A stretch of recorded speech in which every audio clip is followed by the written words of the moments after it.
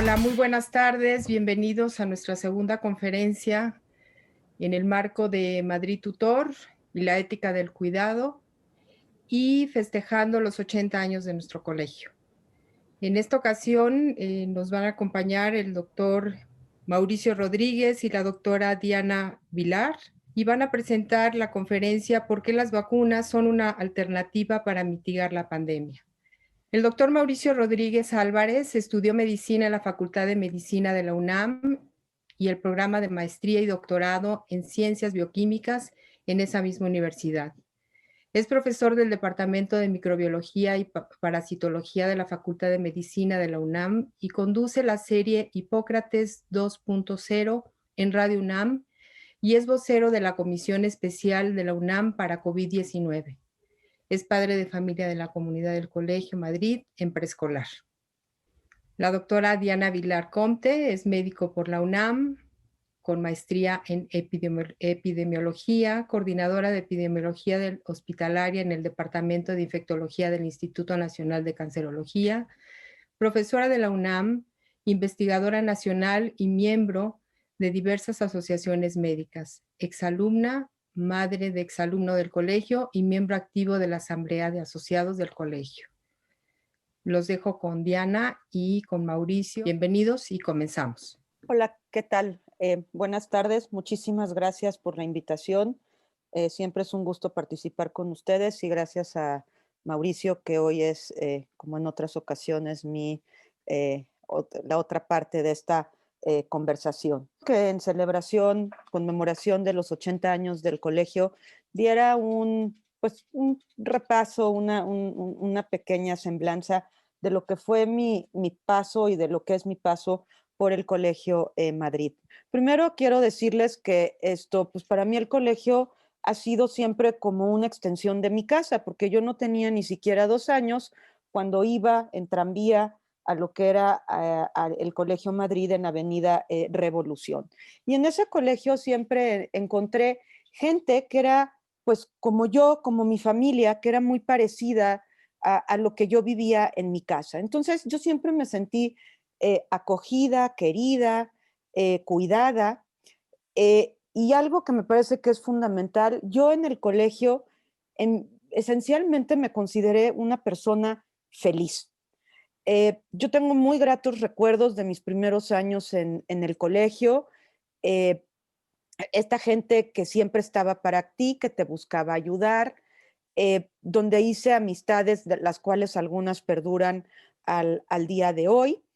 Y también recuerdo con mucho cariño, pues, todas estas figuras que podían ser desde maestros, directivos, mamás de mis compañeros o de mis propias amistades, que siempre que había un problema estaban ahí listos para ayudar. Y en esto me refiero básicamente a la solidaridad. Podía haber gestos tan pequeños como algún día que pues mi madre no llegó a tiempo por mí porque se ponchó una llanta, porque ocurrió alguna cosa, y podía haber una persona como el señor Abadía que cuando se daban cuenta que era la única niña que quedaba en ese patio, simplemente me hacía pasar a lo que era su casa, me daban de comer y esperaban a que llegara alguien a buscarme para llevarme a mi casa.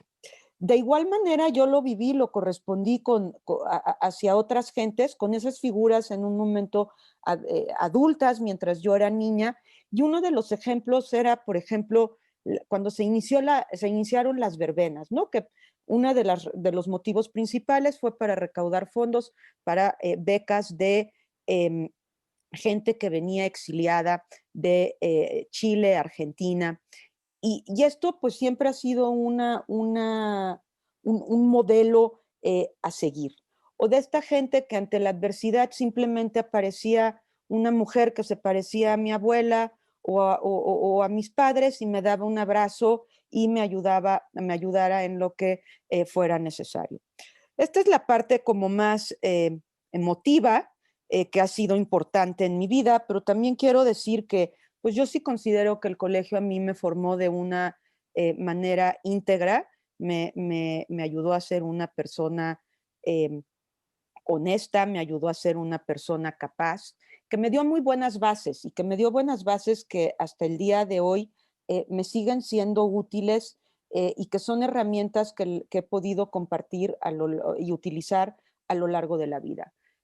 Creo que esas figuras de maestras y maestros que en algunos momentos podían ser muy duras, yo sí quiero decir que yo en los primeros años de mi formación tuve aún maestros y directores que venían del exilio y que eran unas personas de una rectitud impecable, pero que dentro de esa rectitud y de esa em, disciplina, que a veces era mucha y que inclusive hoy algunos podrían tachar como de excesiva, había una cantidad de amor y cariño por lo que hacían y hacia los niños que también me parece que han sido figuras o modelos que a lo largo del tiempo a mí me han servido también para algo que a mí me gusta mucho, que es la docencia. Eh, ¿Cuáles son algunas de las cosas que el colegio me dejó en términos de formación? Eh, pues a tener un orden y una limpieza en las tareas diarias, desde esos cuadernos donde había una viñeta y que si no, y las observaciones mínimas del tiempo para ese día, y que si eso no estaba bien hecho había que repetirlo, pues estos son cosas que quedan para el resto de la vida. Aunque nunca fui especialmente buena en esas cosas, aspectos de cálculo mental, de mantener un orden para las operaciones matemáticas, etcétera, también es algo que me ha servido siempre. Puedo presumir que mi ortografía, como la de muchos de mis compañeros, es casi impecable y eso se lo debo al colegio y se lo debo a muchos de los maestros que tuve. Y creo que también el uso correcto del idioma, la escritura, tanto o sea, la parte hablada como la parte escrita han sido muy importantes. A manera de anécdota, jamás se me olvidó cómo debía escribir composición, porque en segundo año de primaria lo escribí todo mal, con la S y la C donde no iban, y la maestra Pilar Valles, que me parece que en ese entonces era la subdirectora de primaria, me tuvo la tarde repitiendo o sea, escribiendo composición 50 veces. Les juro que no quedé traumada, ni se me olvidó jamás cómo debía escribirse. Pero más allá de la anécdota, eso siempre me ha hecho reflexionar que el trabajo bien hecho es importante. La otra cosa que me parece que fue fundamental, y eso lo adquirí en fases más, o sea, posteriores de mi formación, particularmente en lo que corresponde al bachillerato, son todas estas estrategias de investigación, de cómo buscar información, de cómo resumir, de cómo expresarla y cómo hacer desde diferentes ángulos, cómo conjuntar toda esta información para llegar a una conclusión. También tengo que agradecer a algunos maestros como a Alicia Martínez Dorado, a Maru Regueiro, que en paz descanse, a César Bárcenas, etcétera. Una formación científica que me dieron que para mi campo han sido fundamentales. Eso me sirvió, fue invaluable para empezar la carrera de medicina y simplemente siguió andando a lo largo del tiempo. Como mamá, pues también pues fue algo grato la mayor parte del tiempo, lo seguí sintiendo como una extensión pues de mi casa, de mi familia. De hecho, el día que terminó Miquel el colegio, para mí fue algo muy extraño porque después de muchos años de tener un contacto directo con el colegio, súbitamente lo dejé de tener, al menos esa parte física de tener que ir y venir todos los días. Y al igual de lo que acabo de decir, con todos los matices que implica pues, la diferencia temporal, también veo en Miquel una formación humana, una formación de orden, unas estrategias de búsqueda y organización que me parece que el colegio fueron fundamentales. No quiero extenderme más en todo esto, simplemente quiero darle las gracias al colegio porque parte de lo que soy se lo debo a. Eh, Me encanta seguir colaborando continuamente con el colegio de una u de otra manera y enhorabuena por estos 80 años que espero sigan siendo 80 más, tan productivos y tan llenos, tan plenos como estos que se están conmemorando en este momento. Muchas gracias. Muchísimas gracias, Diana. Muy buenas tardes. Muchas gracias por la invitación y gracias a Diana que pues siempre me pone en estos aprietos de compartir la información y nos ha servido mucho esta mancuerna porque además de que hemos generado un material muy útil para nosotros profesionalmente, pues creo que reiteramos esto de ayudar y de participar en la comunidad, ¿no? Lo que describió Diana en los últimos minutos justamente me suena a eso, ¿no? A construir la comunidad entre todos y pues creo que de esto se trata. Hoy vamos a platicar rápidamente sobre las vacunas en la pandemia de COVID. Organizamos la presentación con pues rápidamente una imagen de dónde estamos con la pandemia, de en qué va el asunto de las vacunas, cómo está la vacunación contra COVID y algunas de las perspectivas que nos pueden ayudar, ¿no? Entonces, pues sin mayor preámbulo, nada más recordar, pues, ya cumplimos poco más de un año de que comenzó este fenómeno. Nunca antes habíamos tenido un fenómeno tan fuerte y que hubiera sido seguido tan de cerca, ¿no? Hay una cantidad de herramientas increíbles ahora para ir viendo el comportamiento de todo, de la epidemia, del virus, de los enfermos, pues estamos presenciando el primer aniversario de la pandemia, cuando menos de los primeros casos en México, y pues en el mundo se han acumulado 115 millones de casos. Hemos ido viendo cómo la actividad de la epidemia va cambiando de regiones, de países. Unos van con su segunda ola, otros con su tercera. Empezó en Asia, luego se fue a Europa, luego se vino a América, después bajó en Europa, prácticamente se apagó en Asia, después regresó en Europa, luego otra vez en América. O sea, hemos ido viendo una epidemia muy dinámica en todo el mundo. Aquí podríamos ver como el perfil de la epidemia. Definitivamente, pues acabamos de pasar una ola gigantesca que empezó a principios de diciembre y está ahorita prácticamente pues descansando un poco, no está yéndose, pero está descansando un poco. Tuvimos un mes de enero absolutamente dramático, pues me atrevería a decir en gran parte del mundo. En México, desde luego, fue una pesadilla. Bueno, lo podemos ver aquí, ¿no? Claramente la primera ola que habíamos tenido en julio, habíamos llegado a tener, pues a lo mucho, casi 10,000 casos por día.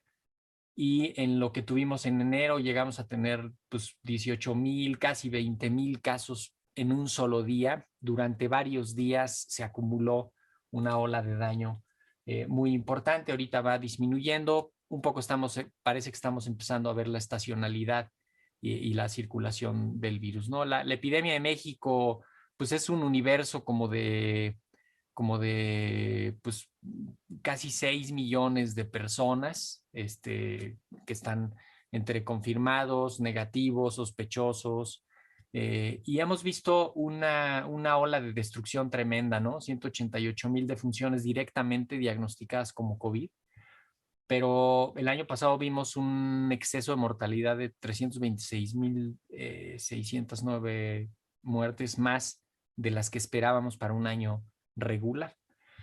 Esto pues es en parte por el fenómeno de la epidemia, ¿no? Hemos visto una epidemia heterogénea en el país, ha ido pasando de ciudades, de regiones, y definitivamente pues se ha estacionado en las zonas metropolitanas más pobladas, ¿no? Donde hay mayor densidad poblacional, donde hay mayor conectividad, lo hemos ido viendo. Hemos ido viendo también el sistema de los semáforos que advierten el riesgo de la epidemia.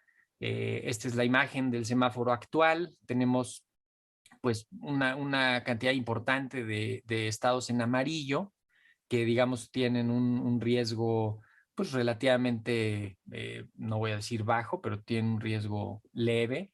Y vamos saliendo varios de unos semáforos rojos que tuvimos hacia finales del año y principios de este 2021. Y de nuevo, un par de estados en verde. Y pues esto nos reitera también lo difícil que ha sido estar lidiando contra una epidemia tan diferente dentro del mismo país. El asunto de las vacunas, que creo que es lo que nos llama más la atención hoy, lo que nos interesa destacar el día de hoy. Vamos a recordar que las vacunas son preparaciones farmacéuticas que contienen microorganismos o sus componentes y que al ser administradas en el cuerpo de manera controlada, de manera intencionada, estimulan el sistema de las defensas para tener una reacción en contra de ese microorganismo. Cada vacuna protege contra un microorganismo en particular.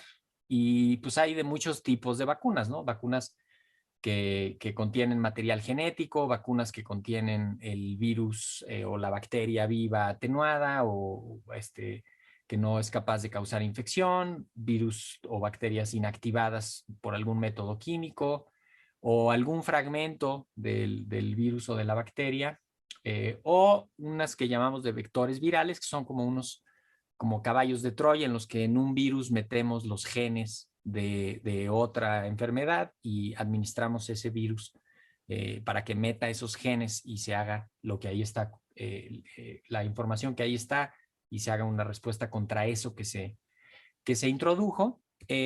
La utilidad de las vacunas, pues casi que les digo que sería algo ya indiscutible.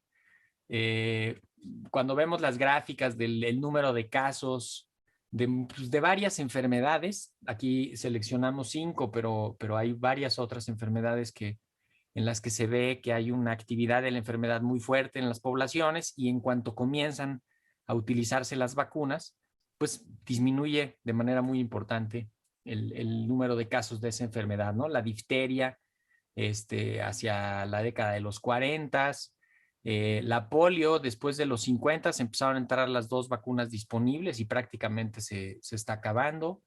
Ya ahorita hay muy poquita polio en un par de países por cuestiones ya más bien como geopolíticas, más que por un asunto microbiológico o de disponibilidad de vacuna. Hemophilus influenza tipo B, que es pues, una bacteria que causa infecciones que pueden llegar a ser muy graves cuando se va por el torrente sanguíneo, se puede ir al cerebro y causar mucho daño. También a principios de los 90 se introdujeron las vacunas y bajó de manera importante el número de casos. Sarampión, lo mismo, se vio una disminución importantísima de los casos y también la pertusis, ¿no? Que es la causante de la tosferina. No voy a detenerme mucho en justificar a las vacunas. Voy a platicar un poquito de cómo se hace una vacuna para que veamos por qué pues, son los productos de la salud que tienen el mayor control regulatorio y los mayores estándares regulatorios. Tienen varias etapas y pues durante todo el tiempo hemos dicho que son productos que se tardan mucho en llevarse desde la investigación hasta el mercado, ¿no? Vemos que pues, básicamente comienza una idea, se hacen estudios de laboratorio, después estudios en animales, después estudios clínicos de fase 1, de fase 2, ¿no? Que es para ir viendo si funciona, si es efectiva, segura, se ajusta la dosis, se ajusta el esquema, se prueba en una población más grande. Si todo funciona bien, se prueba en una población mucho más grande. Y si todo funciona bien, se manda al uso ya generalizado. Esto normalmente es un proceso secuencial en el que hasta que termina una etapa comienza la que sigue y van involucrándose diferentes actores, ¿no? Laboratorios, bioterios, clínicas, hospitales, más laboratorios. Y hay una participación, desde luego, pues de la parte industrial que tiene que llevar a cabo las adecuaciones para la producción del número suficiente de vacunas. Y entonces, pues en este escenario decimos, pues, ¿cómo demonios se puede hacer una vacuna en menos de un año, ¿no? si normalmente se tardan todo esto. Y entonces aquí resumimos cómo se hicieron las vacunas que se tienen contra COVID. Desde luego, pues se utilizaron desarrollos y plataformas que ya existían, que ya se habían estudiado para otras cosas, ¿no? Eso es importantísimo dejarlo claro. Las vacunas de RNA se estaban estudiando para cáncer desde hace 20 años. Las vacunas de vectores virales se habían estudiado para MERS, que era el otro coronavirus de antes, y para otras enfermedades. Entonces, lo que se hicieron fue que se adaptaron las plataformas y se avanzó prácticamente en paralelo en los estudios en laboratorio, en los estudios en animales y empezar los estudios clínicos de fase 1. Cuando hubo resultados suficientes, se empezaron los estudios de fase 2 y cuando hubo los resultados suficientes, empezaron los estudios de fase 3 y con un primer corte preliminar de la información del seguimiento, cuando menos a 2 meses del último participante que ingresó al estudio, se hizo toda la parte regulatoria para pedir permiso. Entonces, las vacunas contra COVID, en parte pues de lo que fuimos testigo fue de un avance científico muy importante, pero de un esfuerzo pues multiinstitucional y de todas las disciplinas para poder hacer que esto ocurriera. Al mismo tiempo que estaban haciendo parte de los estudios clínicos, estaban haciendo las plantas, estaban escalando la producción, estaban haciendo pues todo el diseño de los estudios, el reclutamiento, y al mismo tiempo que están avanzando los estudios clínicos, están produciendo la vacuna para tenerla lista en los congeladores, en los refrigeradores, para que si todo salía bien, saliera la vacuna inmediatamente a distribuirse. Si todo salía mal, se quedaba la vacuna. Se corrieron unos riesgos que nunca antes en la historia de las vacunas habíamos visto. De tal manera, pues que ahorita tenemos pues hay más de 100 vacunas que están siendo estudiadas, 130 alrededor de diferentes etapas, y tenemos vacunas que ya llegaron hasta las aprobaciones para uso de emergencia, que es una figura regulatoria que te permite usar el producto de manera controlada y al mismo tiempo seguir recabando información de los estudios clínicos que se están haciendo. Hay varias recopilaciones. Nos gustó esta por la practicidad de cómo se presenta. Hay, pues, cuando menos 8 o 10 vacunas que ya están comenzando a ser utilizadas en varios países y la lista crece, pues voy a decir día con día, ¿no? Entran y entran y entran nuevas solicitudes para tener más vacunas disponibles. Todas tienen su característica propia técnicamente, todas tienen sus requisitos técnicos, su esquema de vacunación, una dosis, 2 dosis, el intervalo entre las dosis, la forma en la que se conservan, la capacidad de prevenir la enfermedad grave, la capacidad de prevenir la enfermedad no tan grave o la muerte, etcétera, ¿no? Cada una pues ha sido estudiada. Ahorita nos concentraremos en México para ver las que están en México, pero quiero un poco enseñarles esta imagen y dejar la idea de que las vacunas hacen muchas cosas. Las vacunas, además de servirle al individuo que recibe la vacunación, pues le sirven a la comunidad donde esté ese individuo. Las vacunas pueden prevenir el contagio, pueden prevenir la enfermedad grave, pueden prevenir la transmisión del virus o de la bacteria, ¿no? Pueden prevenir que se hagan portadores asintomáticos, todas las vacunas hacen diferentes cosas. Hasta ahorita, las vacunas que tenemos contra COVID, lo que se ha evaluado de manera dirigida y para lo que sabemos que sí funcionan, las que funcionan, es para prevenir la muerte y para prevenir la enfermedad severa. En el contexto de la epidemia, en la que hay mucha muerte, mucha enfermedad severa, mucha ocupación hospitalaria, pues ya con estos dos logros podemos decir que ya las vacunas las necesitamos ahorita y ya, sobre todo en los grupos que están siendo más afectados con estos dos elementos. Si funcionan para la enfermedad moderada, si funcionan para la enfermedad leve o incluso para los contagios y para los asintomáticos para no transmitir el virus a otros en caso de contagiarte si ya estás vacunado, o si van a detener a las nuevas variantes de los virus que se están generando. Todavía son temas que se estudian, son preguntas que se están buscando responder, y ahorita no están todavía las respuestas de eso, ¿no? Ahorita sabemos que funcionan para evitar muerte y enfermedad severa, ¿no? Ahora, un poquito hablando ya de México, ¿qué está haciendo México con la estrategia de vacunación? La estrategia de México consta de 5 componentes que no hay que perderlos de vista, porque si solo pensamos en las vacunas que ya están en los refrigeradores a punto de ponérsela a la gente, que es lo ideal, pero pues entonces sí vamos a tener una imagen, pues digamos, en cierto punto triste o un poco desmotivante, ¿no? Pero México ha estado trabajando durante todo el año pasado y lo que va de esto. Y cuando digo México, no me refiero nada más al gobierno de México, me refiero a empresarios mexicanos, a investigadores mexicanos, a muchas instituciones del gobierno y de diferentes niveles, eh, porque se ha buscado comprar directo con fabricantes.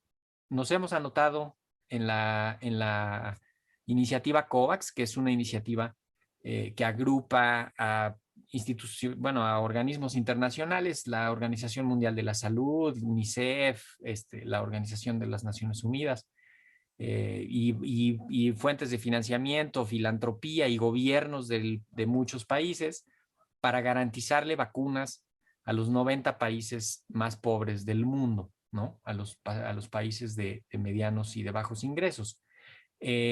Aquí nos hemos anotado para que eventualmente nos pudieran llegar algunas vacunas por esta iniciativa. También hay un esfuerzo empresarial muy importante para recibir la transferencia tecnológica para producir vacunas en México, ¿no? Que lo está haciendo el laboratorio Leomont, que es un laboratorio mexicano, con la vacuna de Astra, que le van a mandar la receta, y Argentina va a producir una parte, México va a producir la otra parte, igual también con otra vacuna que se va a producir en Querétaro, la vacuna de CanSino, me parece que van a recibir el granel, que es el principio activo, y se va a producir ahí. Esto nos va a dar vacuna en México, pero también México participó en estudios clínicos de fase 3 para evaluar la seguridad y la eficacia, y eso nos da acceso preferente a las vacunas y nos da acceso rápido a los trámites regulatorios de esas vacunas en el país, y al mismo tiempo investigación y desarrollo de una vacuna nacional con instituciones nacionales, la UNAM, la Universidad de Querétaro, la Universidad de San Luis, la Universidad de Baja California, centros de investigación, de centros públicos de investigación, muchas instituciones que están buscando tener una vacuna, y empresas mexicanas que están participando también para la parte industrial. Entonces, esto veámoslo así, ¿no? Como que todo eso está ocurriendo, aunque no lo veamos, aunque no digamos nada de esto, está ocurriendo, ¿no? Y respecto ya a la aplicación de las vacunas, que esa es como la parte pues, que a todos nos interesa, se ha generado guías, se ha generado lineamientos para las vacunas, y se ha hecho una priorización. Se va a vacunar primero al personal de salud de primera línea, después a los mayores de 60 años y después a los que siguen de edades hacia abajo. Y conforme vaya habiendo vacunas disponibles, pues ahí se irá teniendo el uso de las vacunas. Ya hemos visto cómo son, ¿no? Hasta ahorita están 5 vacunas aprobadas para ser utilizadas en México para uso de emergencia. Son vacunas que han demostrado que son seguras, que son efectivas y que son productos de calidad. Una es la vacuna de Pfizer y BioNTech, que se aprobó desde mediados de diciembre. La vacuna de AstraZeneca y la Universidad de Oxford. La vacuna Sputnik V del Centro Gamaleya. La vacuna de CanSino, que es una empresa china, y la vacuna también de Sinovac, que es otra empresa china. Cada una tiene sus características técnicas específicas y su número de dosis, y ya están llegando y ya se han estado usando, etcétera, ¿no? En el mundo se han aplicado hasta ahorita prácticamente 250 millones de dosis en muchos países. México está dentro de los primeros 20 países en tener más dosis en cuanto al número de dosis. No así la proporción de su población que está vacunada, ¿no? Tenemos una población de pues, 130 más o menos millones de personas, entonces pues necesitamos un gran número de vacunas para avanzar, ¿no?, importantemente en la vacunación. El país que más ha vacunado a su población es Israel, y seguido por los Emiratos Árabes, y después pues todos los que se ven aquí en esta lista, ¿no? El Reino Unido, Estados Unidos, Chile, Turquía, Marruecos, etcétera, ¿no? No perdamos de vista que 20 países acaparamos el 80% de las vacunas en el mundo, y que más de 90 países todavía no reciben ni una sola dosis de vacuna. Eso nos pone ante unos dilemas éticos interesantes. No los vamos a abordar hoy, pero es un asunto de justicia distributiva elemental. En México hemos aplicado hasta el día de ayer 2.6 millones de dosis. Esto representa muchos esquemas completos de 2 dosis y muchas primeras dosis de varios esquemas.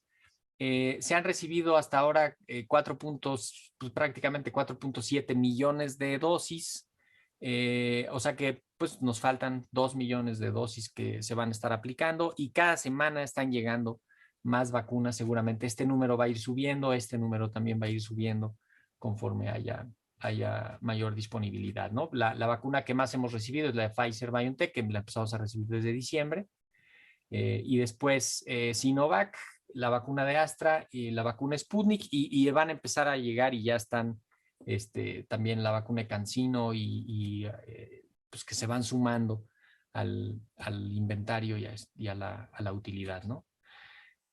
Un asunto fundamental de las vacunas es la seguridad. La seguridad es pues este tema tan relevante, porque pues queremos que las vacunas sean seguras, que no hagan daño, que funcionen, que se los vamos a poner a gente que está sana, ¿no? No queremos que les hagan absolutamente nada. Y aquí quisimos poner este concepto de los eventos adversos, porque a veces perdemos de vista que ¿qué son los eventos adversos, ¿no? Podemos tener eventos adversos por cualquier producto u objeto que entre en contacto con el cuerpo humano. Eso ahí puede generar un efecto adverso. Desde algo que comemos, algo que nos ponemos, una crema, un champú, una pasta, lo que sea, ¿no? Y lo más importante, pues, es ver si son reacciones graves o no graves. Y en este caso, si se asocian o no con la vacuna o la vacunación, ¿sí? Y aquí ponemos siempre una balanza donde evaluamos cuál es el riesgo de estos eventos adversos, cuál es el riesgo de la enfermedad y cuál es el beneficio de la vacunación.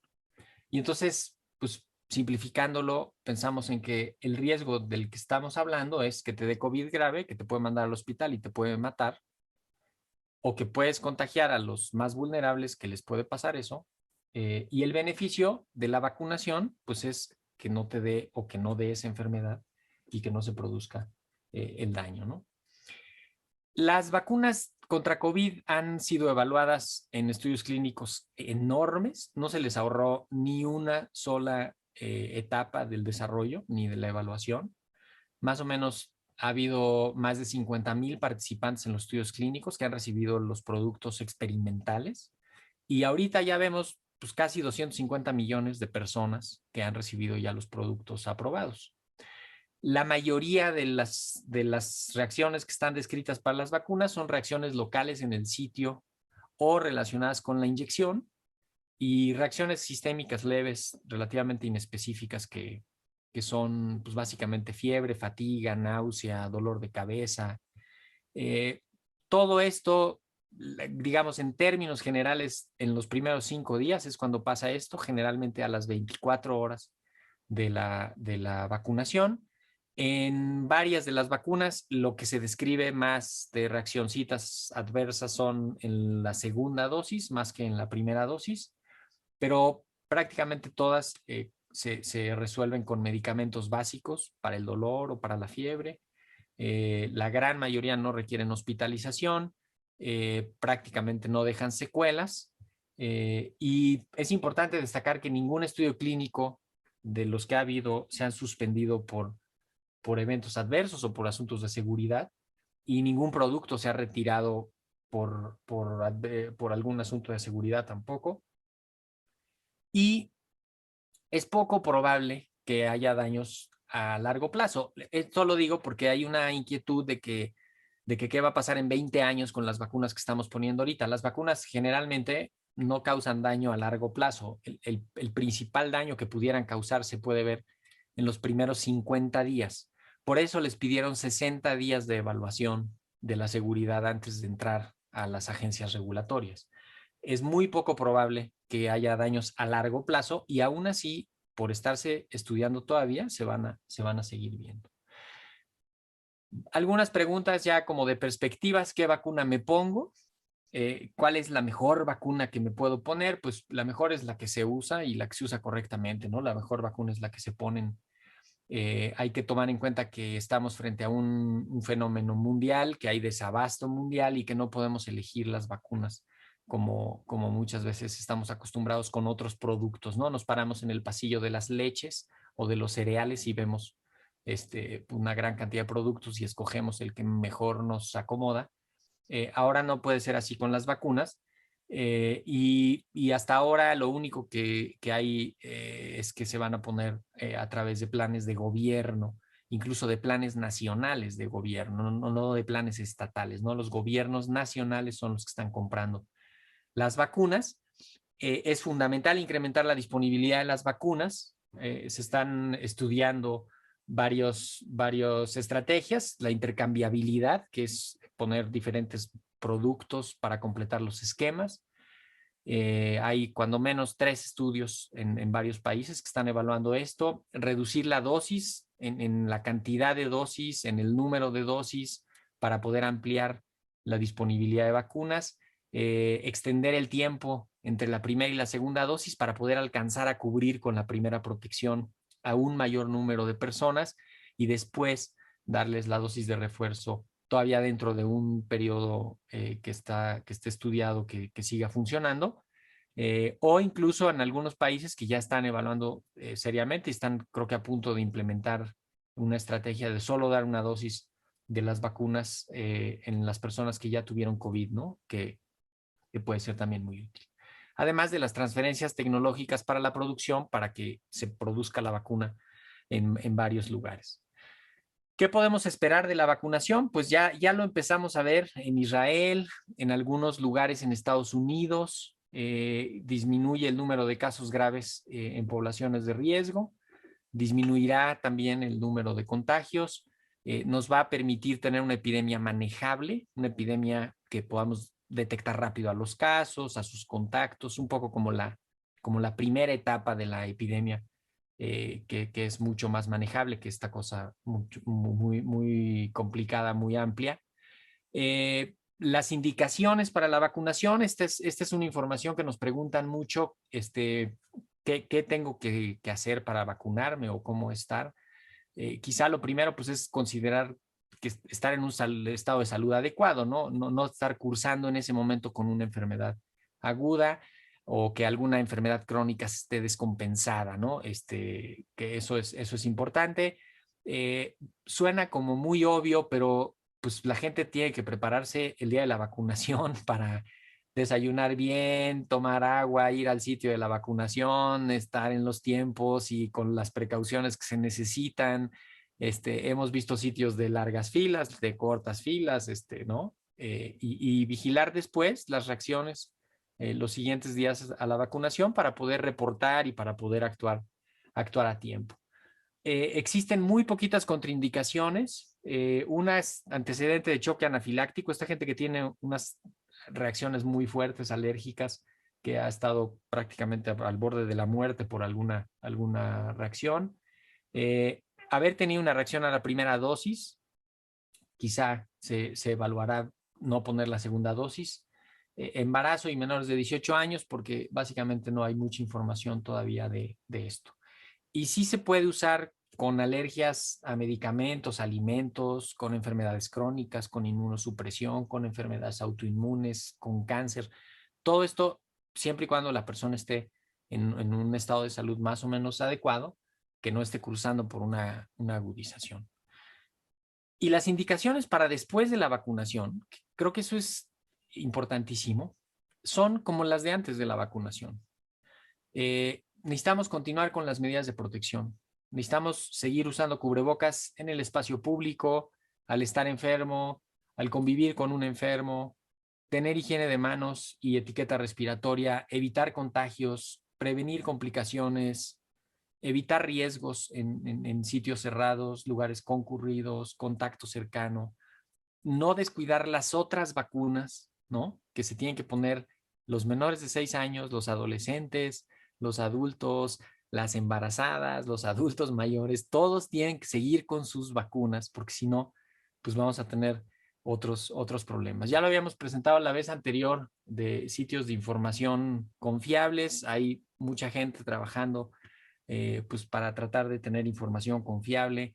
Desde luego en la universidad tenemos varias de las entidades que están generando información y todas las fuentes de información oficial que son las que tienen la información actualizada y están tratando de poner lo más al alcance posible toda la información de la epidemia y de lo que vaya ocurriendo. Con esto cerramos esta primera parte de la presentación. Voy a dejar de compartir mi pantalla. Pregunta, si tienes una vacuna con el 50% de efectividad, ¿quiere decir que solo tengo un chance del 50% de padecer la enfermedad? Creo que esta es una pregunta interesante e importante. Acuérdense un poco lo que dijo Mauricio, todo depende de qué y para qué. Y que las vacunas no solamente es la parte de lo que me puede hacer a mí como individuo, sino el impacto que tiene hacia la población en general. Por ejemplo, hoy sabemos de algunas de las vacunas que a lo mejor tienen una efectividad del 65, 70%, que es adecuado, pero previenen el 100% de la mortalidad. Entonces, todo depende cuál es la pregunta y no perder el foco de lo que se comentó. En este momento, ¿qué importa mucho? Disminuir mortalidad y disminuir la enfermedad grave, que es la que lleva al hospital y a la terapia intensiva. Un punto o un foco que no hay que perder de vista. Estos son los dos principales objetivos en este momento. Luego ya discutiremos si disminuye los portadores asintomáticos, si realmente disminuye el contagio, y esto lo pondría en el paralelismo de la vacuna de influenza. Yo hace años que me vacuno anualmente con la vacuna de influenza, y yo no me vacuno para que no me dé influenza, yo me vacuno para no acabar en una terapia intensiva. Sí, ahora creo que Diana, vale la pena reflexionar un poquito en la interpretación de esos porcentajes, porque Claro. justamente podría pensarse que una vacuna que tiene una eficacia del 50% protege más a la mitad, y no es tan sencillo hacer esa relación. O sea, el estimado de la eficacia se refiere al grupo en el que fue probado, la disminución del riesgo de padecer la enfermedad que se estaba buscando en el grupo que fue vacunado contra el grupo que fue utilizado como control. Los estimados de la eficacia van cambiando conforme se va recabando más información de los estudios clínicos y luego ya en el entorno real. Entonces, lo que se está, cuando menos, pidiendo para las vacunas de COVID es que para las enfermedades, para las partes más graves, con que reduzcan, o sea, con que tengan una eficacia de cuando menos del 60%, ya sería suficiente para que se justifique su entrada. No quiere decir que solo va a proteger al 60%. No, va en función del estudio que se hizo, del número de casos que hubo en ese estudio, y no hay que pensarlo tan directo como que entonces la de 60% es menos buena que la del 90%, ¿no? Porque son valores que se van a ir ajustando, ¿no? Creo que eso es importante, cuando menos tenerlo ahí. Ajá, y tal vez agregar, o sea, hace un año, si a mí me hubieran preguntado yo, y lo discutimos más de una vez, no pensamos que hoy tendríamos alrededor de 12 vacunas que se están poniendo en el mundo y vienen varias detrás que en breve las vamos a empezar a usar. Y jamás pensamos que las dos primeras vacunas que se iban a probar eran las de RNA, que han sido una tecnología totalmente nueva y que probablemente van a revolucionar para siempre la vacunación. Pero este punto que tú dijiste, Mauricio, esto no es que una que diga 65 es peor que la que dice 90. Esto hay que ponerlas en el contexto. Por eso es bien importante ver el que siga entrando información de los estudios clínicos y además seguir el impacto ya en la población, ¿no? Eso es importante. ¿Qué se requiere para que se autorice que se puedan vender las vacunas al público? Habitualmente, con que cumplan lo que está establecido en la norma oficial mexicana y en la farmacopea y en el reglamento de insumos para la salud, pero no, en este caso no va a ser así, porque los productores solo están vendiéndole a los gobiernos nacionales y a los organismos internacionales, y no están vendiéndole a entidades privadas para que pueda salir la venta al público, porque ahorita todavía estamos en una etapa en la que es un bien muy limitado y se está controlando la venta de estos solo a los gobiernos nacionales. Seguramente hacia finales del año veremos muchos productos en el mercado y entonces quizá ahí sí estaremos frente a otro escenario, pero ahorita no hay venta al público. ¿Es confiable la COFEPRIS como organismo regulador? Sí es confiable, es nuestra autoridad regulatoria y es muy importante que nos quede claro que la evaluación de estas vacunas, de todos los productos nuevos, no lo hace nada más la COFEPRIS con sus burócratas profesionales, sino que convocan a expertos externos de diferentes instituciones, de muchas disciplinas, para que ellos sean los que revisen los expedientes y los productos. Entonces, hay unos comités de evaluación de moléculas nuevas, que así se llaman, en los que pues están expertos de diferentes disciplinas y ellos revisan y ellos dicen si se puede o no se puede. No es que está un burócrata de la COFEPRIS revisando en su escritorio nada más las cosas. No, eso hay que quitarnos esa idea. Son muchos profesionistas. Podría estar Diana Vilar en la mesa del comité de moléculas nuevas, evaluando la parte epidemiológica del desarrollo que se está haciendo. Podría estar yo evaluando lo que quieran. Podría estar un infectólogo, una infectóloga, farmacólogos, lo que sea. O sea, es mucha gente que participa en esto y es nuestra autoridad regulatoria. También no hay que perderle la confianza a nuestra autoridad regulatoria, porque entonces sí nos va a generar una situación pues como de desconfianza, ¿no? Algo, Y digo, también, aprovechando adelante. esto, o sea, una de mis colegas directamente de mi hospital está como infectóloga, está en este comité evaluador y se reúnen religiosamente y revisan la información a fondo. Por ejemplo, fue para mí muy interesante escuchar cómo se tomó la decisión de aceptar la vacuna rusa, la de Gamayeda, la Sputnik. Sí. Y no fue una decisión tomada a la ligera, y creo que es la decisión correcta. Y la misma COFEPRIS que evaluó la de Pfizer, pues es la misma COFEPRIS que está evaluando las otras. O sea, también hay que, digamos, vamos a depositar esa confianza ahí. ¿Se autorizan las vacunas en México con las autorizaciones del país de origen o se esperan los resultados de la FDA para autorizar su aplicación abierta? Ningún país tiene aplicación abierta. Todos los países prácticamente están dando autorizaciones para uso de emergencia, que tienen unas restricciones importantes, entre ellas la venta al público. No se puede vender al público. Pero existe algunas características de las agencias regulatorias en las que la aprobación de unas les puede servir a otras como referencia y como, pues, digamos, como un aval para a contribuir a la evaluación de los productos. Entonces, si viene un producto que ya lo aprobó la FDA, pues trae todo eso de respaldo y entonces lo revisa la COFEPRIS, digamos, con ese antecedente. Si el producto no ha sido aprobado por ninguna autoridad regulatoria, pues entonces se le piden más cosas y se revisa absolutamente todo. No es que a los otros no, pero sí ayuda cuando otras autoridades regulatorias ya lo revisaron. Incluso a veces el permiso que otorga una autoridad como la EMA en Europa o la del Reino Unido o la FDA puede hacer que la autorización en México sea más rápida, ¿no? Se está llevando la logística correcta de Sí, refrigeración. sí, no sé si he tenido la suerte o la desgracia porque ha representado una enorme cantidad de trabajo y de vivir cómo se refrigeran y se congelan estas vacunas.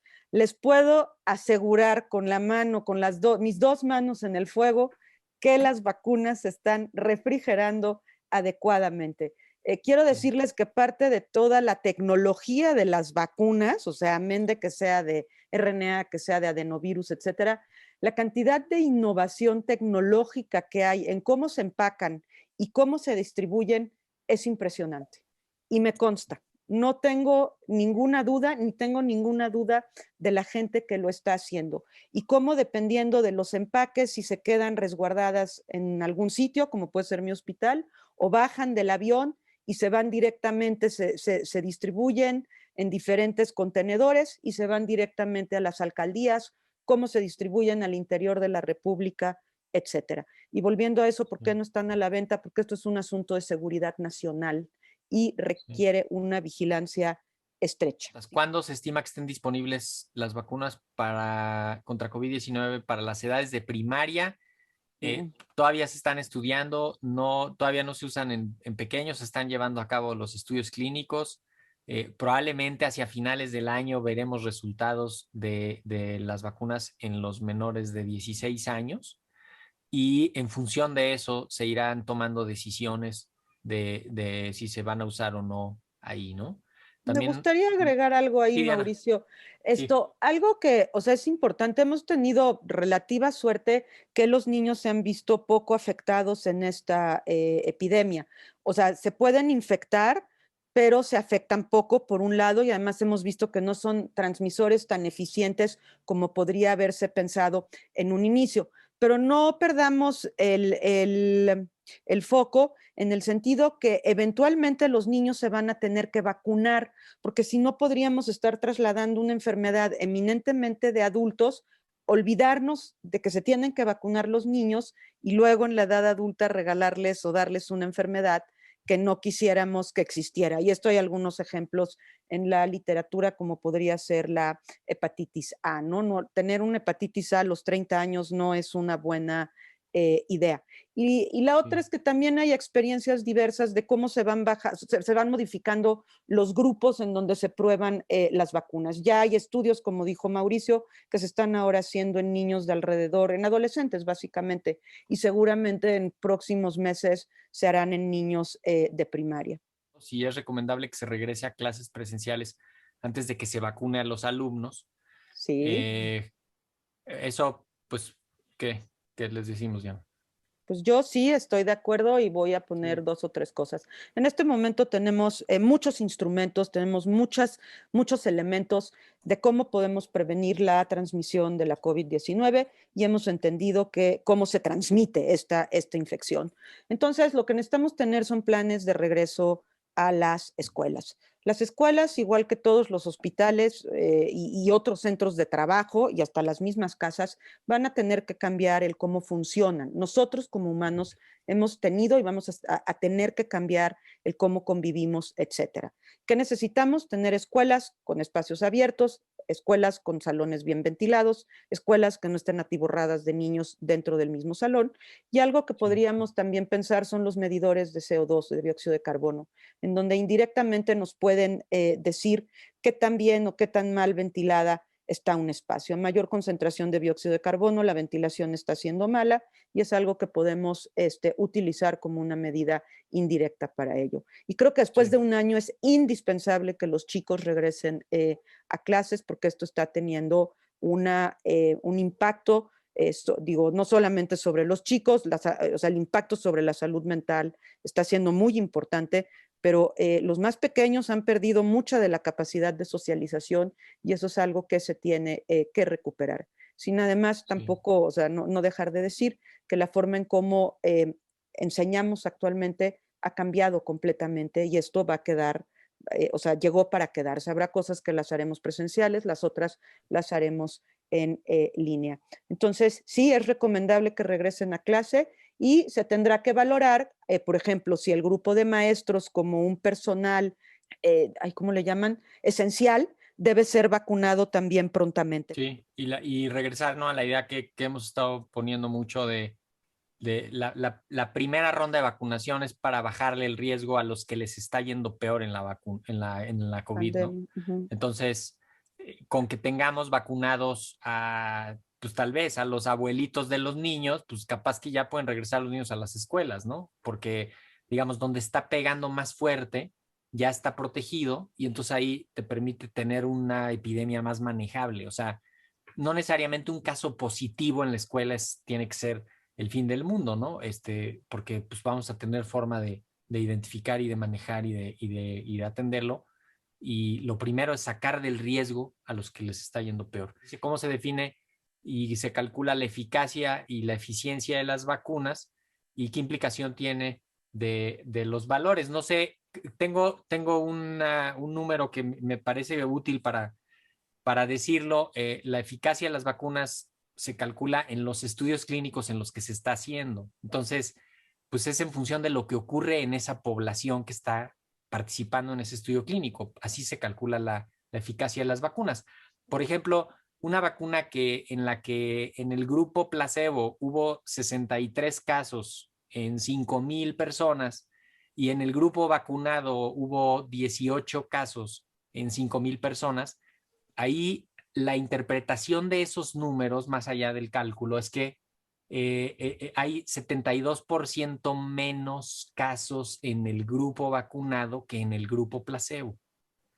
Entonces, eso lo traducimos en la eficacia de las vacunas. Por eso decimos, si va subiendo y va siguiéndose los estudios clínicos a más largo plazo, se van modificando los números porque va a ir habiendo o no habiendo casos en los dos grupos que se están evaluando y se van a ir ajustando. Por eso es bien importante después ver la eficiencia de la vacuna en la comunidad, cómo disminuye. Sí, Diana. Tal vez, Mauricio, así muy rápidamente decir que eficacia se refiere en términos a lo que es en el mundo ideal. O sea, un estudio clínico en donde todo está controlado, van a venir el día 1, el día 5, el día más 30, etcétera, y todo se controla, ¿no? A qué hora comen, si se pone tal cosa, no se pone tal cosa. Y la eficiencia o la efectividad, más bien dicho, que es lo que estamos probando ahora, es cómo se comporta esta vacuna o es un medicamento determinado en el mundo real. Lo que hemos visto de Israel es justamente, estamos evaluando efectividad y son datos sumamente interesantes e importantes. Si soy alérgica a las sulfas, a las quinolonas o a las cefalosporinas, que son antibióticos, si se pueden poner las vacunas.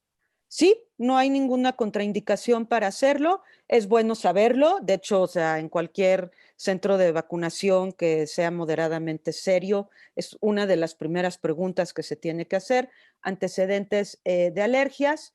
Entonces, esto es importante. Algo que tal vez vale la pena decir es que, o sea, no es lo mismo haber tenido alergia cutánea, que les hayan salido ronchitas y esto, alguien que haya hecho, por ejemplo, un espasmo bronquial. Es muy importante que lo digan a las personas que están en el sitio de vacunación. Preguntan que si en caso de haber padecido en algún momento choque anafiláctico, se debe descartar definitivamente vacunarse contra COVID. No, hay una contraindicación absoluta que sería en caso de choque a una vacuna.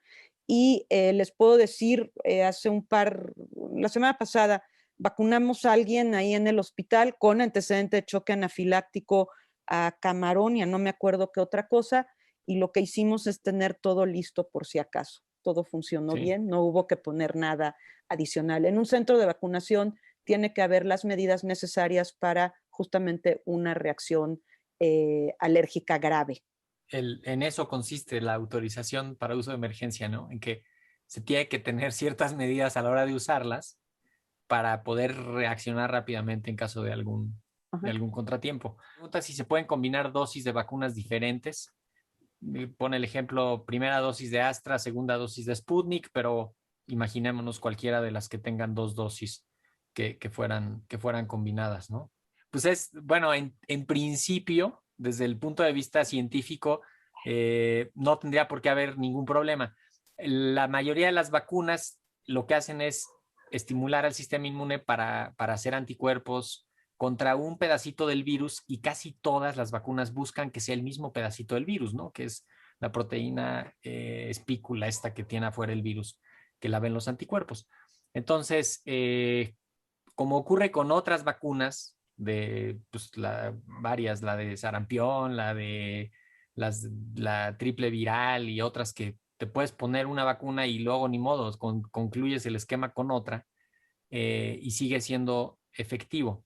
Ahorita todavía no está estudiado esto. No podemos decir ahorita que eso ya se puede hacer. Ahorita no se puede hacer, pero se está estudiando y es una de las opciones que nos ayudarían a tener más vacunas disponibles. Entonces, en cuanto los estudios clínicos demuestren que sí se puede, pues se hará. Si en los estudios clínicos se dan cuenta que no conviene hacer eso, pues no se hará, ¿no? También hay que tomar en cuenta esto. Esto solo va a ser posible si la COFEPRIS lo revisa y la COFEPRIS lo aprueba y se determina como adecuado, ¿no? Si las personas que tuvieron COVID deben vacunarse o no, y si todas adquieren algo de inmunidad. Sí, hay una recomendación. No sería práctico ni útil estar tomando mediciones de anticuerpos para ver si ya tuvimos COVID o no tuvimos COVID. La respuesta corta hoy en día es que todo el mundo tiene que vacunarse independientemente si ha tenido o no COVID. Cuando tan pronto deje de haber síntomas contra COVID.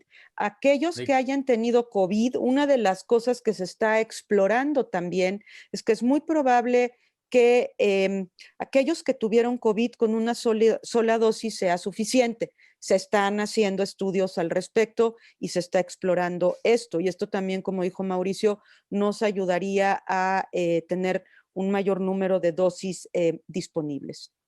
¿Qué se sabe de la vacuna de Sinovac? Que no hemos encontrado mucha información de los resultados de su evaluación. Pues sí. Esa es una vacuna que, digo, hay que decirlo, yo me pongo también en ese grupo. Me parece que en general tenemos algunos prejuicios. Y sí. Yo no quiero la china, ni quiero la rusa, o sea, de entrada sí, no las queríamos. Yo quiero la de Pfizer, yo quiero la de Moderna. La de Novavax. Exactamente. Bueno, ojo, estas vacunas en general todas están pasando por todos estos procesos que hemos dicho. Y concretamente la de Sinovac, concuerdo, aún nos falta información, sí. Pero tiene algo interesante, que a diferencia de las otras vacunas que hemos hablado como AstraZeneca, Johnson, etcétera, que básicamente son o de RNA o de adenovirus, Sinovac es una vacuna de virus inactivado. Y aquí me parece que hay algo importante que decir. Todas las vacunas que hemos comentado van, como dijo Mauricio, contra la proteína o contra la espícula, el spike. Sin embargo, estas inactivadas en realidad van contra todo el virus. Y esto no va a ser extraño que en un futuro mediato, tal vez, tengamos que usar vacunas diferentes porque podríamos, esto es algo teórico, pero no imposible, podríamos generar anticuerpos, por ejemplo, con algunos de los adenovirus que se están usando como vectores virales. Entonces, no le hagamos el feo, esperemos algunos estudios. Una vacuna de virus inactivados suele ser una vacuna segura y veamos cómo pinta la efectividad. Pero no hagamos el feo porque es China y porque es de virus inactivado. Tenemos miles de vacunas, bueno, no miles, muchas vacunas inactivadas y que son seguras y efectivas. Ahora, hay también como una campaña que como que dicen que es que si no han publicado los resultados en una revista arbitrada, entonces, quién sabe qué pasa. La autoridad regulatoria revisa más de lo que se publica. O sea, a la publicación mandan una parte de los resultados, pero a la autoridad regulatoria le tienen que entregar Todo. todos los resultados. Entonces, las autoridades regulatorias van a revisar absolutamente todos los resultados. Sí se antojaría pues que al mismo tiempo salga todo a la luz y lo podamos ver todos y entonces pueda haber una discusión o cuando menos un conocimiento de eso. Algunas de las vacunas las están desarrollando instituciones que no tienen esa capacidad o esa cultura de la publicación o que son muy efectivistas y quieren tener el producto listo en el mercado. Y se están concentrando en mandar las cosas a las autoridades regulatorias y no tienen suficiente para andar publicando o no tienen ese interés porque saben que el asunto es con la autoridad regulatoria. Entonces, esperemos que pronto, ellos han publicado hasta ahorita estudios de fase 1 y fase 2, esperemos que muy pronto salga el fase 3 preliminar y ya lo vamos a poder ver y vamos a saber qué va a ir pasando, ¿no? ¿Cómo se puede combatir la otra epidemia y que es igual de mortífera? La desinformación y las famosas fake news que pintan a las vacunas como el verdadero mal y no como la solución que de verdad representa para controlar enfermedades. Pues sí, es todo un tema. Esto tiene cosas, o sea, raíces que vienen ya de 15, 20 años. Y otra vez, las vacunas en general suelen ser productos seguros, muy seguros, yo diría. Sí. Muchos de estos fake news o de noticias falsas vienen a raíz de los rumores. Y algo que se ha observado es que las redes sociales son uno de los elementos más importantes para la diseminación de esta información no cierta y que además se reproduce más rápidamente. Hay algunos estudios que han encontrado que por cada noticia falsa sobre vacunas en la red se reproducen varios más alrededor de esto. Y es que hay como una red o como redes de redes muy organizadas para la diseminación de esta información. Y aunque no lo crean, actualmente hay gente o sea, con formación científica, sociológica, antropológica, etcétera, que justamente se está dedicando a estudiar estos rumores, o sea, parece un poco, o sea, hasta de chiste como la rumorología, pero explica muy bien cuáles son algunos de los problemas. Y hay ejemplos interesantes como cuando en un país africano, no recuerdo cuál, se hizo una campaña en donde se invirtió una gran cantidad de dinero por UNICEF, por Estados Unidos, etcétera, para la erradicación de la polio. Y conforme iban tocando puerta a puerta para vacunar a los niños, pues básicamente lo que encontraban era un rechazo a esta información y explorando qué es lo que pasaba. El problema no es que no quisieran vacunar a los niños las mamás o bueno, los padres de familia, sino que había creo que era un religioso del pueblo en donde decía que lo que iban a hacer con esto era darles anticonceptivos y que no iban a poder tener más hijos. Entonces, entender cómo suceden estas cosas también es importante. Y la otra tal vez, y no sé, Mauricio, si tú quieras profundizar en esto, es buscar agencias, asociaciones, organizaciones, etcétera, que sean confiables, que sean, o sea, confiables Sí. desde el punto de vista científico, ético, médico, social, etcétera. Gran daño que se puede causar en caso de informar equivocadamente, ¿no? Lo de sarampión de los últimos años ha sido producto de eso y nada más de eso. O sea, una información que fue rebotando en los lugares equivocados, hizo que la gente no vacunara y le abrieron la puerta al sarampión. Cuando menos lo que yo he identificado, lo más fácil ahorita es perder la perspectiva. Y de pronto se nos olvida que esto es un monstruo que tenemos encima y que urge vacunar.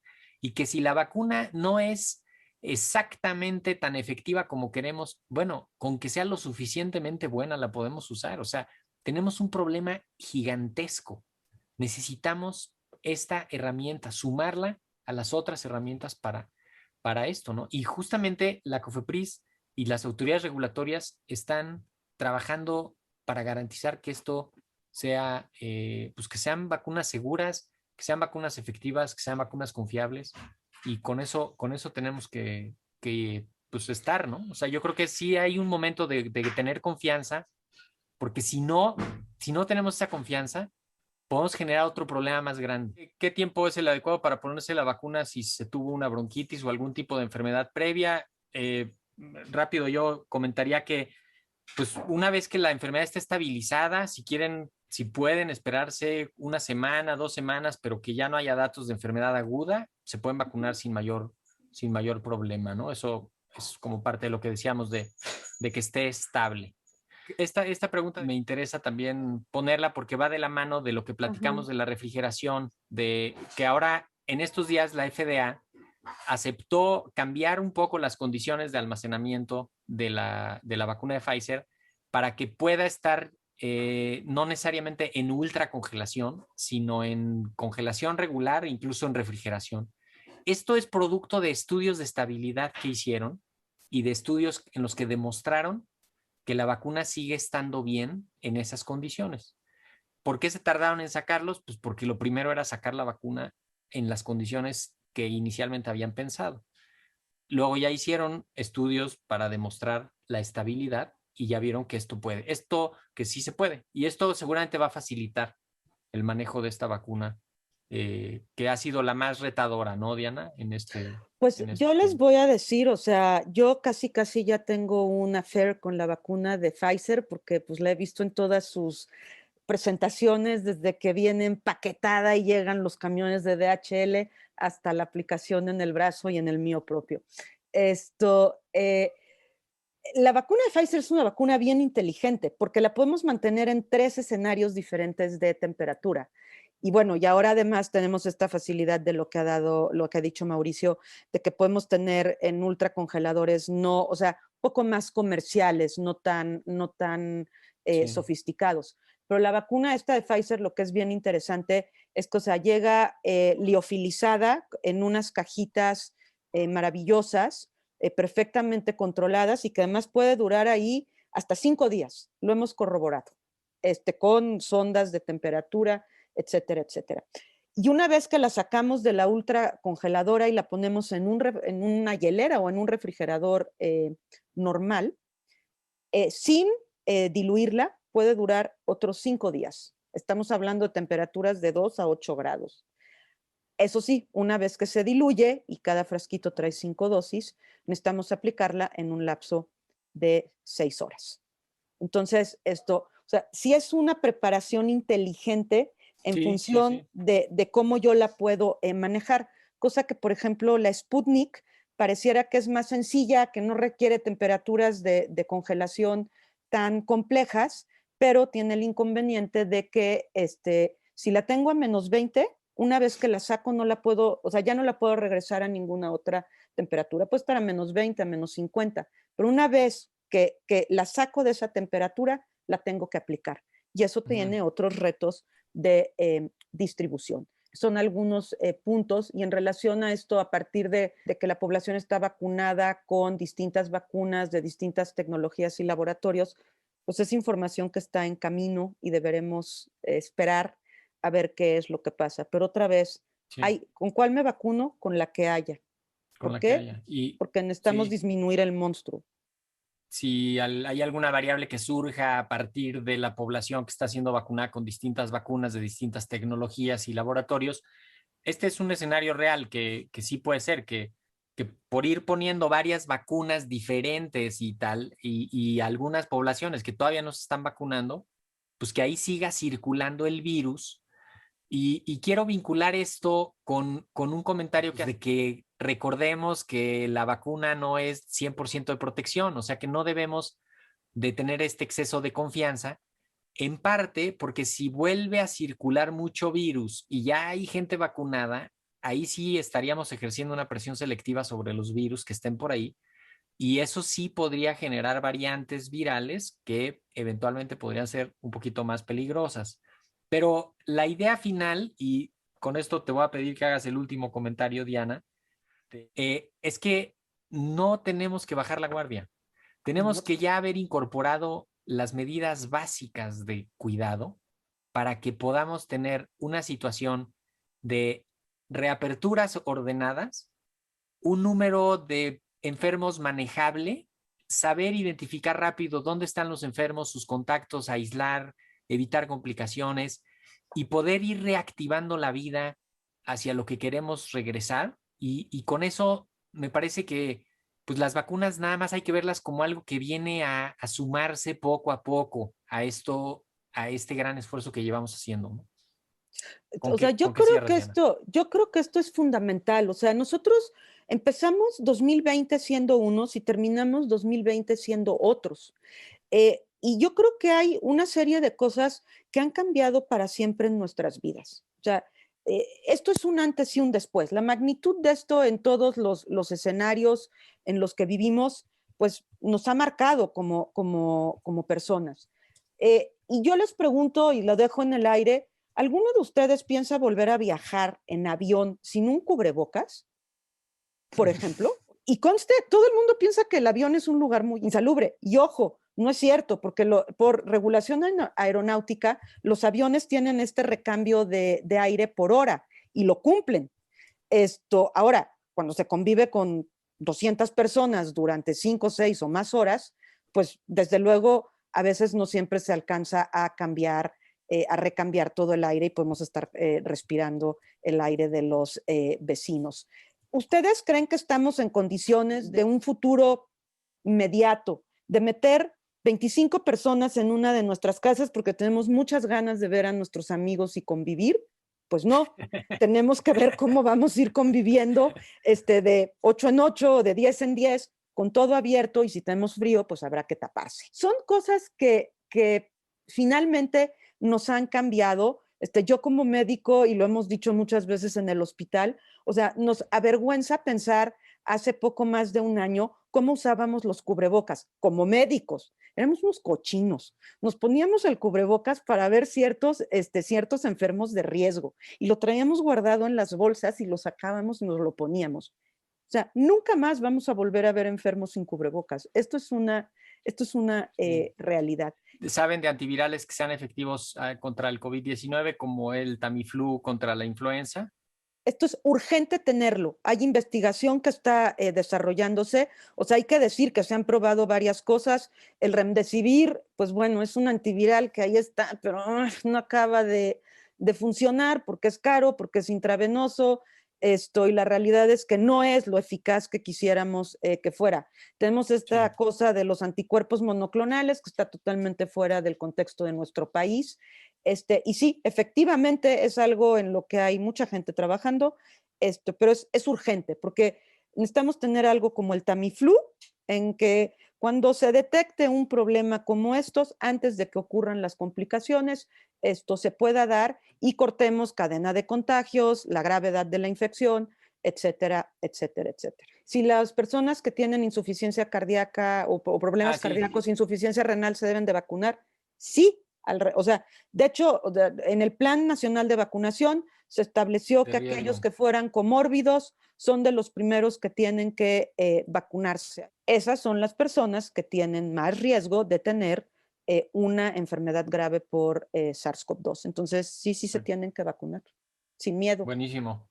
Buenísimo. Pues con esto vamos a cerrar, Diana. Tuvimos muchos comentarios, preguntas, agradecimientos, saludos, padrísimo en el chat. Creo que justo de eso se tratan estas charlas, estas conversaciones y ayudarnos entre todos.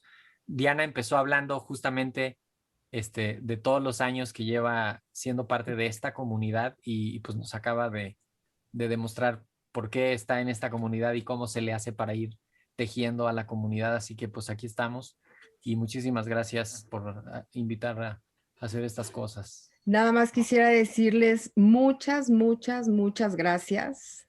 Ha sido una plática muy clara.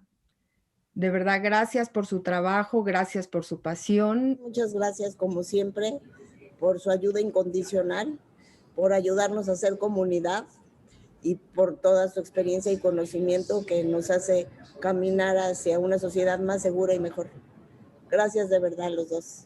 No, muchísimas gracias. Para mí siempre es un placer poder tener este intercambio Y pues bueno, me sigue quedando claro lo que es el colegio y por qué quiero seguir siendo parte de esta comunidad. Y bueno, también creo que es un espacio, y Mauricio no me va a dejar mentir, que pues los que nos gusta lo que hacemos y digo, de repente si dices no quiero oír una palabra más de COVID en mi vida, el poder transmitir y tratar de contestar algunas de estas dudas, pues a mí personalmente me parece muy importante. Hay que seguir haciendo comunidad. Hemos bajado el número de casos, sí, pero no estamos en una situación de bajo riesgo, que no se nos olvide eso. 2, hay algunas personas vacunadas, sí hay algunas personas vacunadas, pero eso no implica que porque el abuelo o la abuela estén vacunadas, yo puedo echar campanas al aire y puedo hacer lo que quiera. Seguimos teniendo una transmisión muy alta, y entre más nos movamos y más interactuemos, el riesgo de que esto se reproduzca es más alto. Pues a cuidarnos todos. Gracias a todos por escucharnos, por lo que nos cuentan, por preguntarnos y por confiar en nosotros. Aquí vamos a tratar de seguir ayudando, así que pues nos vemos en la próxima. Que estén muy bien. Gracias. Vale, chao. ¡Hurra, hurra, ra, ra, ra!